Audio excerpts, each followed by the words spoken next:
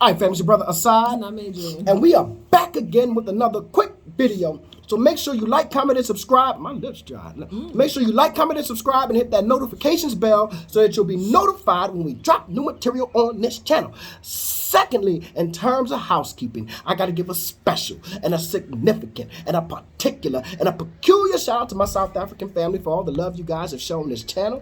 My wife, myself, my children. We greatly appreciate it. Third, in terms of housekeeping, bam, bam, bam, just like that. Bam, bam, bam. Just like that.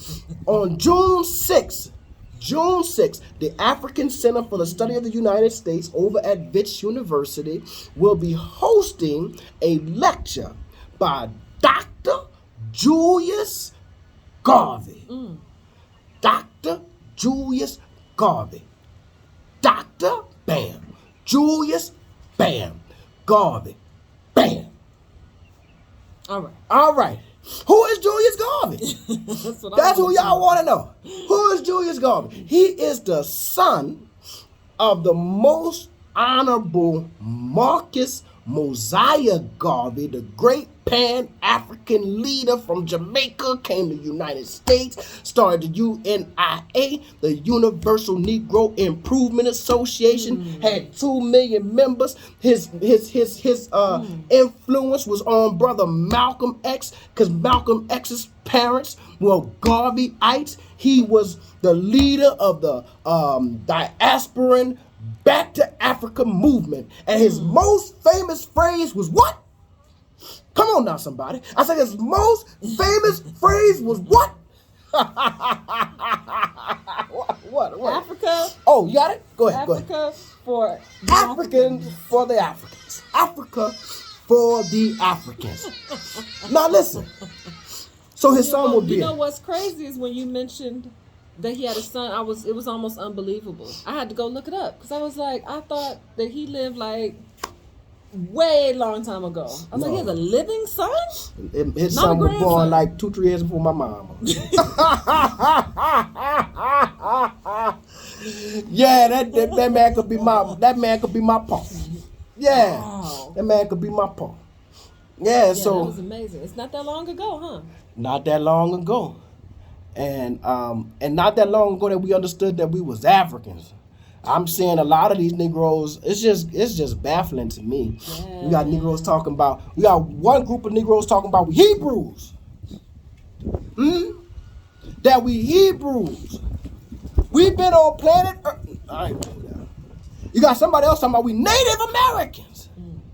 It is the most curious thing. And my thing is this. Here's the problem with the internet. And I posted about this recently. The problem with the internet is this. The internet has democratized access to information. We can go pick up our phone and we can ask Google anything. And in a matter of seconds, you can have a response. Notice I didn't say an answer. You can have a response. That ain't, it's deep, baby. There's a difference between an answer and a response, right? So in a matter of seconds, you could have a response. The problem with the democratization of information is that we have now confused information with knowledge. And information ain't knowledge. In fact, information misappropriated and misapplied is not only not knowledge, see them double negatives, not only not knowledge, it is also dangerous. It is dangerous. And that's why you got large groups of black folk who have been abused by misinformation. And when you ask me, man, I done the research. And I be like, what kind of research you did? I'm going to pray for you. No, they tell me they've done the research. And I want to know, well, what's your research methodology? I want to know how, because I am a researcher, right?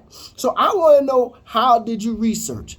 If you tell me anything that say something like YouTube or Google or immediately discredit you.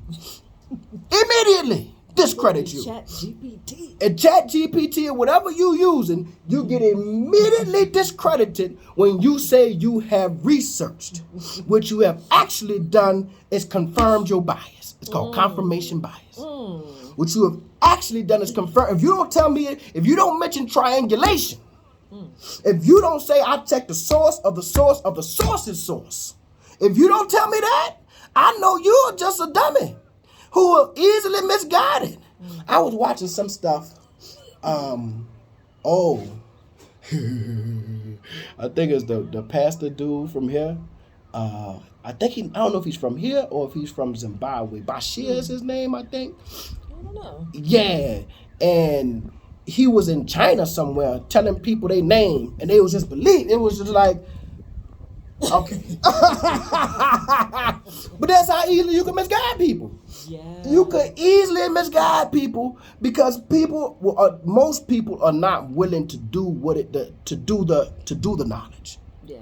As they used to say in the 5% Nation of Islam, do the math. They're not willing to do the math, and you can easily misguide and mislead people, and that's why the initial position of any researcher, whether it's a social science or hard natural science, is skepticism.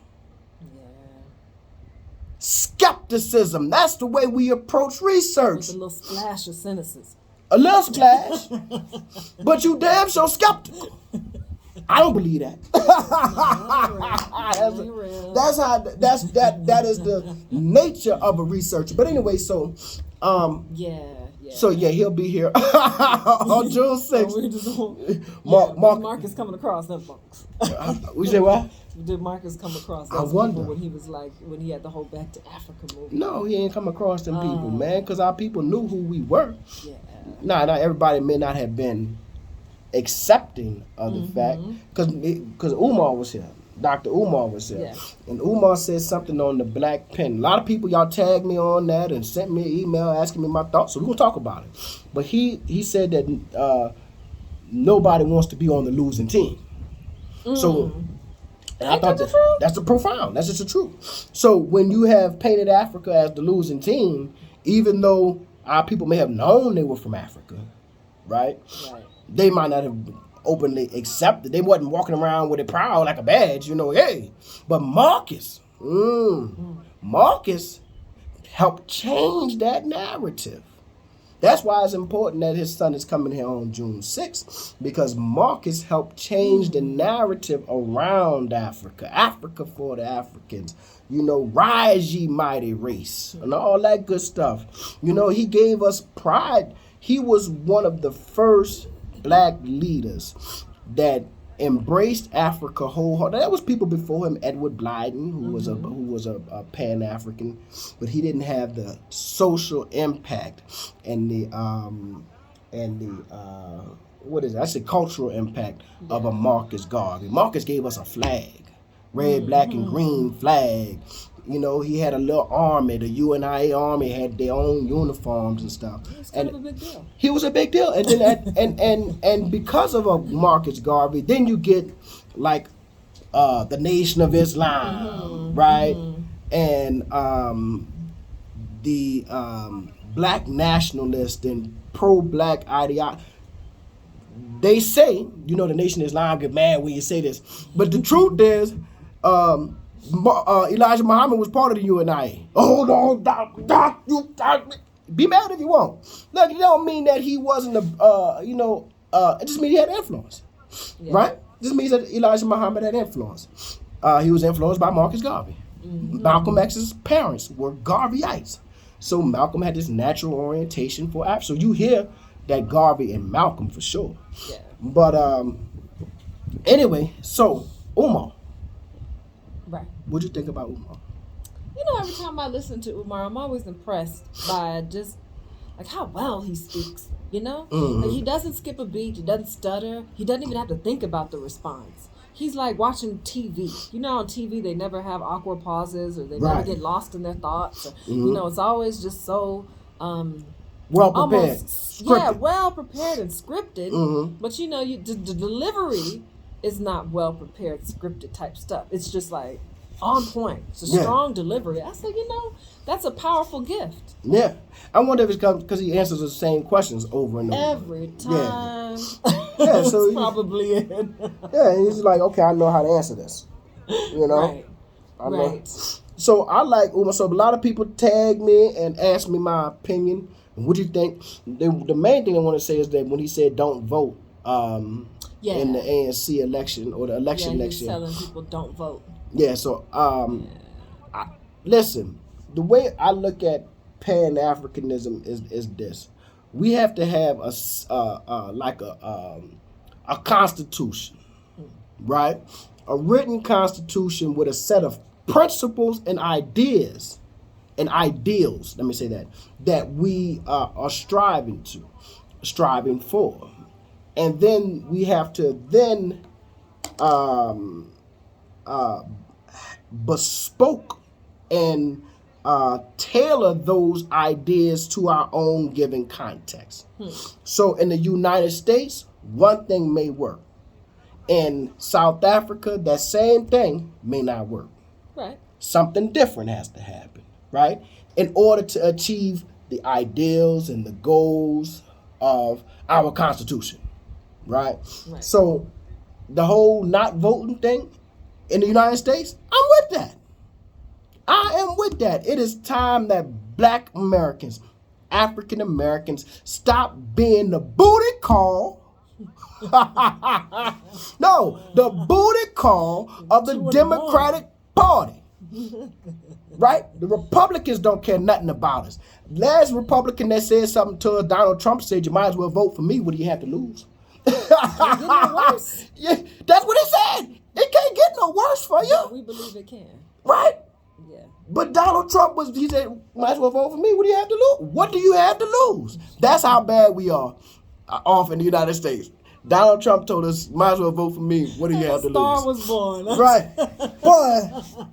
Boy, Donald Trump. Man, I don't care what y'all say, he's good TV. Man, he's good TV. But, and the Democrats treat black people like a booty call. Y'all know what a booty call is? Yes, they know it. Y'all know what a booty call is? So a booty call, let me tell you what I mean when I say booty call. All right. You got the girl that you like, fellas. Right? You like her. You go and pick her up. You buy her flowers. You put on your nice cologne and your good clothes. When you go to our house, you pick her up. She walks to the car. You open the door. You court her. You take her out to eat. You pay for the meal. You're not sitting there talking about what you bring to the table. You know what I mean? You pay for the meal. Y'all take a stroll by the beach. You take off your jacket and you put it over her shoulder so she don't get cold. Right? You take her home and you drop her off. You walk her to the door. You might not even ask for a kiss. You just say, thank you for allowing me to spend time with you. And she go inside about her day. Then you get in the car and you call the booty call. The booty call. The booty call. You tell her, look, I'm about to stop by McDonald's. You want some fries? And you don't even pick her up. You just meet her outside in front of the house. Honk the horn. She come outside, y'all don't even pull off. You just do your thing right there in the driveway. Oh, that's terrible. Yeah, that's the booty call. Terrible. And that's what Black American voters are to the Democratic Party. They court the Hispanic voters. They listen to their concerns. They court the Asian American voters. They court the LGBT community. They pick them up, buy them flowers, and treat them very nicely. But they come to us in the last hour at midnight. At midnight. Needing a favor. Needing a booty call. Y'all better come and vote for us. Will you vote for? That's what they did with us with Trump. That's what they did with us with Trump. It was Clyburn from South Carolina. Yeah. He came through strong. He endorsed Biden, and all of a sudden, all black folk fell in line and started to go. If y'all don't follow American politics, Biden was struggling in that last election. He was struggling, right? Now here we are. Only the black folk. And he said it at his right. at his acceptance of that night. It was like, oh yeah, black Americans, African Americans, you guys came, right? Now it's been 4 years almost. What can we show? What? I don't tell me about no agenda for a rising tide lifts all boats. I don't want that. I want a specific agenda for black people. Why? Because racism, because slavery was race specific. Jim Crow was race specific. Redlining, where they wouldn't allow black folk to buy houses, or they wouldn't loan, banks wouldn't loan to black people in certain communities. Yeah, to keep our communities enclaves of civic terror and poverty, right? Yeah, that was race specific. And that wasn't 90 years ago.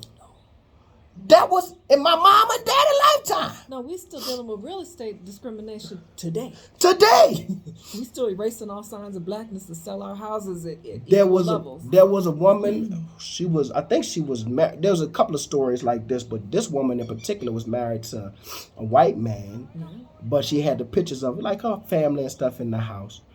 When she was there and the appraiser came through, the house appraised for $500,000 less than when she took all of her black pictures out and had her white husband there alone. The house appraised for $500,000 more. That is how you rob black people of equity. That is how you rob us of wealth. And the Democratic Party has not done a doggone thing to address some of these very race-specific agenda items. You understand what I'm saying? Now they taking Hispanic brothers and sisters and dropping them off in Chicago. Droves. Yeah. And they mad. Right. I saw the people protesting, talking about how you gonna drop all these people off in the middle of our neighborhoods. I said, what if that's the thing that turns black people away from the Democratic Party? Is that immigrants showed up in their front door.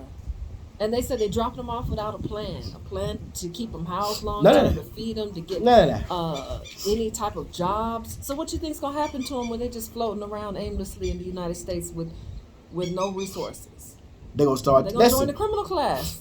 And here's what happens: people don't understand that the nature of politics, and we'll get back to we was on Umar. Yeah. The nature of politics is this.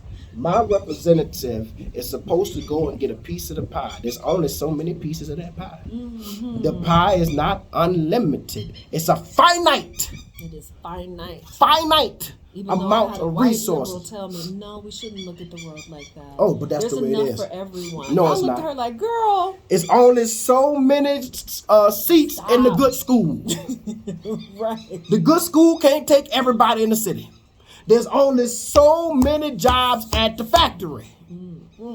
The factory can't hire everybody in the city.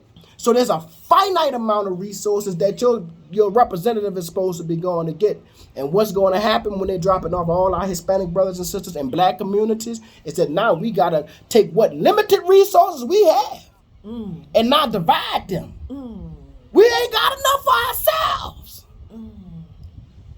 So that's how the Democrats treat us. And the Republicans do us worse. So when Umar said don't vote, I'm with him on that on in America. Yeah, we need to make a statement and say, y'all can't keep doing us like this.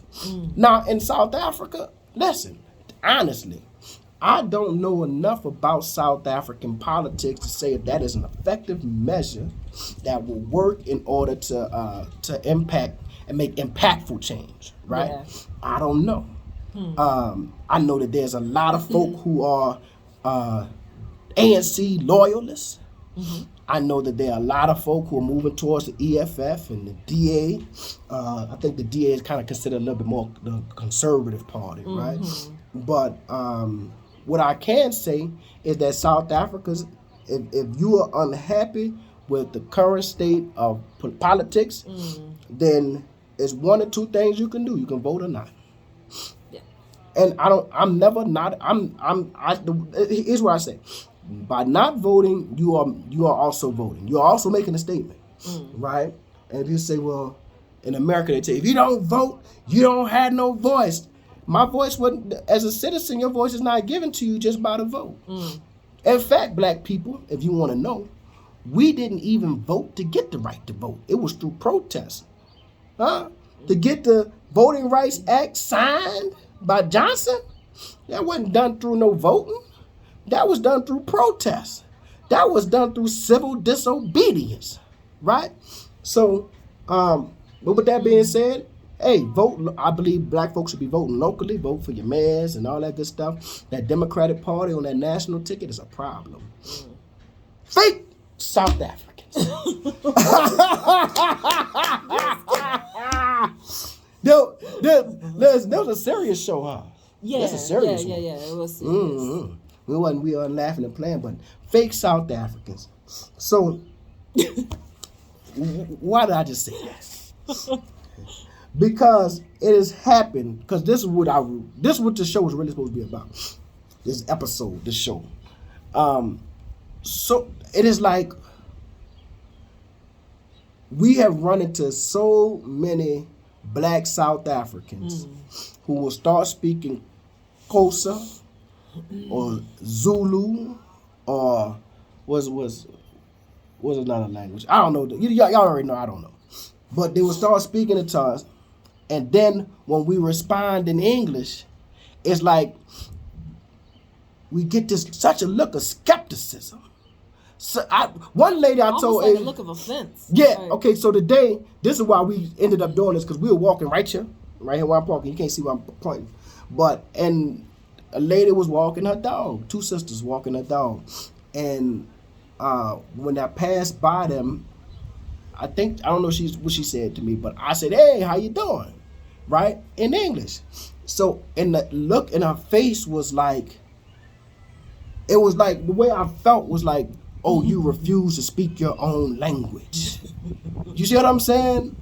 Yeah. And it's like I'm some type of I'm a fake South African. You know what I'm saying? No, it wasn't just that. I mean, people have actually said, like, why are you talking like that? Right. You know? Did you move there and then move back? Almost like you trying to be phony. Fake South African. Like you trying to be fake. And I ain't trying to be fake, man. This me. This who I is. No, we descendants of slaves. We African descendants of slaves, man. And I just think so many South Africans have not met African Americans who have intentionally moved to the continent. Right, I think they may be used to seeing a lot of, our white brothers and sisters come, and not necessarily us. Well, like they said, black South Africans moved away and then came back. Yeah. But yeah, they legit be treating us like we faking the fault. Right. Like I gotta pull out my dealing with self-hate. Like I gotta pull out my passport and see. No, man, you see this up? This my name. My name ain't Say Dilly. Wait. You remember that time when somebody was like, "This your surname?" Like yeah, like yeah.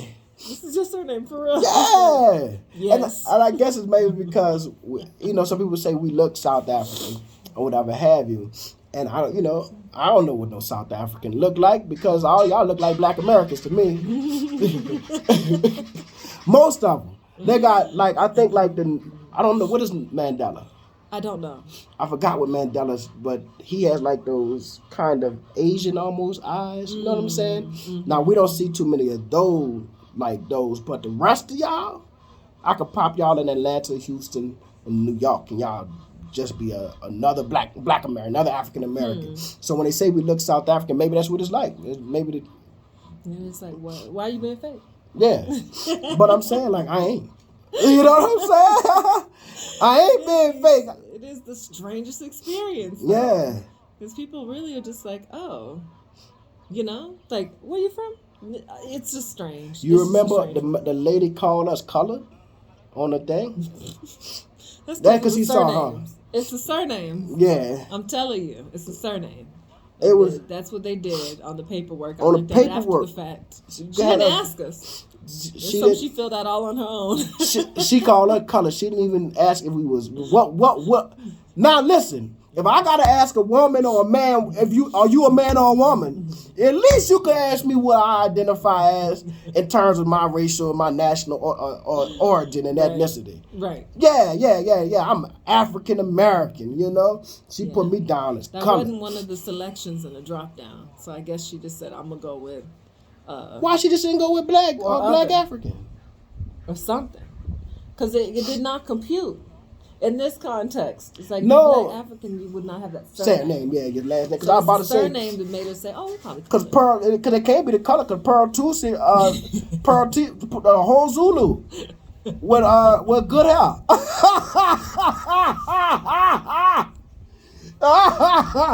Pearl Tusi got that TCB, dark and lovely, just for me. Y'all remember that just for me? She got that just for me. Yeah. So shoot, but yeah. So I don't understand it, no. But I ain't no fake South African, and I do be feeling like offended, like, because I know they don't know, but at the same time, if I'm telling you who I am, go on and respect it. Right. I ain't gonna sit up here and make up this whole elaborate story. You know what I'm saying? Right. I gotta pull how out. lame would I be? I gotta pull out my ID to prove my identity. No, man, I just told you who I am, man. That's crazy. But yeah, the sister today, she really gave me some eyes, and I was like, damn. You get that every once in a while. Yeah. Like we faking the phone. That's crazy. That is crazy, man. So we 26 minutes in, and this whole thing was really supposed to be about the fake South African thing, but we spent the whole time going over research proposals and you know, you gotta let the spirit lead every once in a while. Yeah. Oh well. So yeah. So June 6th, I'm feeling a little better. I told you I wasn't feeling well. But it's just the sinuses still, so it's like I still feel congested. Yeah. You know what I'm saying? But hopefully that'll be gone in a day or two or whatever have you. Anyway, oh Lord, it's 27 minutes long. Jesus Christ. All right, family. Soldiers. You a soldier. Bam, bam, bam. Just like that. If you watch this long. And somebody gonna probably say something about something on here. But let me tell you. Be respectful of my comments and get blah. I don't be, look, you can have a difference of opinion, but you know what I'm saying? But I'm not about to go back and forth with you. No. I'm not about to go back and forth with you. You need to be respect. So, you know, some people just, I think, here's the thing. I think some people, the internet has really messed people up. That's the truth. Let me tell you, because certain phraseology and certain ways of talking and communicating is very different in person. Not because I'm some big bad person, every person is some big bad gangster, but because you know that there's a low level threat of violence when you sitting next to somebody. Yeah. So I know especially it. So if you don't know how they're gonna react. If you don't know how they're gonna react, right? So I, as an intelligent individual, I may not know this person, so I'm gonna sit there and I'm gonna speak with him as respectfully as possible. I can get my point across. I'm gonna pick and choose my words, but I'll get my point across. But I'm never gonna say anything that I think would be just outright disrespectful and mean. But not in these digital streets. Not in these digital streets. People think they can say anything. You know what I'm saying? And in my younger days, when I first got on this like social media stuff and Facebook, I go look for people, especially in New Orleans. In New Orleans, you said something crazy to me on my Facebook because I didn't understand that this was, I was a full-grown man when Facebook and all that type of stuff came out. I come from the outside era. I was not raised on computers and internet. We didn't play. We had Nintendos, and when Nintendo came out, I was probably about 13 years old or something like that. Like when everybody, but we was outside people. That meant you fought. You got in the fights. You played basketball. Y'all get into a little squabble. Somebody say, man, y'all break it up, man. Keep it in the game, and y'all go back to playing basketball, right?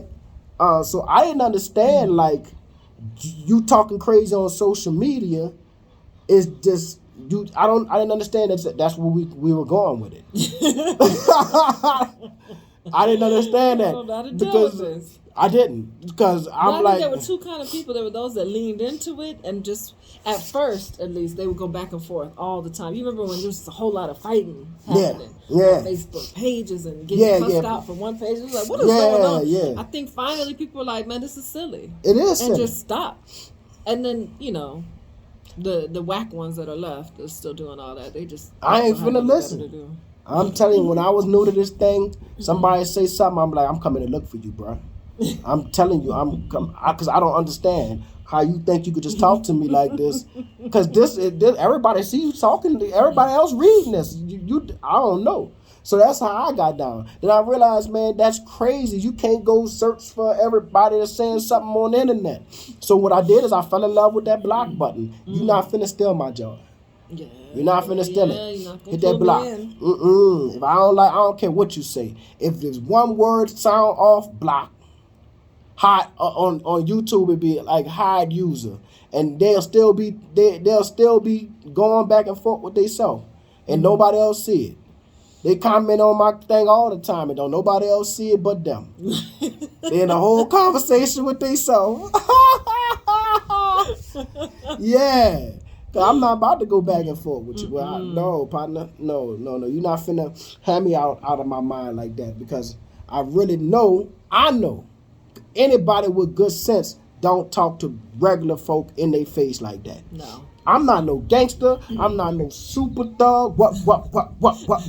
I'm not all that. I'm not that. But I know you wouldn't talk to me like that in my face, and I know I wouldn't talk to the next man like that. You know what I'm saying? But yeah. So since I can't come see everybody, I'll just be blocking. I would prefer to come see it. But I'm gonna just be blocking. We live in such a crazy world, man. I was watching the what's his name? Life.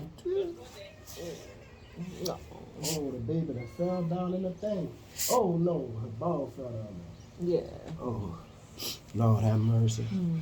So I watched a Life Jenny video, and they had a man getting whipped by a Klans person, right? And everybody pulled out their phone and was recording it and laughing at it. And that's kind of what we are. That's kind of how far society has come, and how detached from our humanity we really are. That we're so interested in recording someone's downfall, and making stuff fodder for social media. That we're just not in touch with our humanity like we used to be. I really think more and more I think about the social media and the internet. It has so many detrimental outcomes or results from it, Yeah. Like people don't know how to talk to people in real life anymore. You see them children 14, 15, 16 years old, they don't know how to walk up to a girl no more and hold a conversation, grab her hand and say, oh, I like the way you look, mom, blah, blah, blah, blah, blah. They don't know nothing about that. All they know is how to text emojis. Ooh. You know what I'm saying? Have you tried to read a 13-year-old's text messages? They don't spell things out. They have like all of these shortened versions. I'm like, I don't understand this. What does this mean? My children call me. Why must everything be spelled wrong? Yeah, just because I think I don't know. They're like, you text like an old person because I spell all the words out. Because I'm writing a complete sentence. You understand what I'm saying? Your children call you and it's like they don't know how to use it. Get on the phone. It's like the phone just moving, and I'm like, hey, pay attention. Talk. Every time he called me, I get mad. I'm like, bro, what are you doing? It's like the phone ain't by his ear. Hey, son, what do you want? Hey, speak in a clear sentence. I get mad. I don't understand it, but they'll know about phone etiquette. It's like I put them on the phone. My mom and daddy, they don't know how to talk. My goodness. It's like, what is wrong with y'all? It's like, how are y'all doing? There's a long silence. All right. It took you all that time to respond with one word. I don't know. They might be a little slow. You know, We're in denial. You know what happens is you do reach a certain level. Only after that, the genes got to go somewhere. They can't go up no more. Got to go somewhere. Man, I'm out.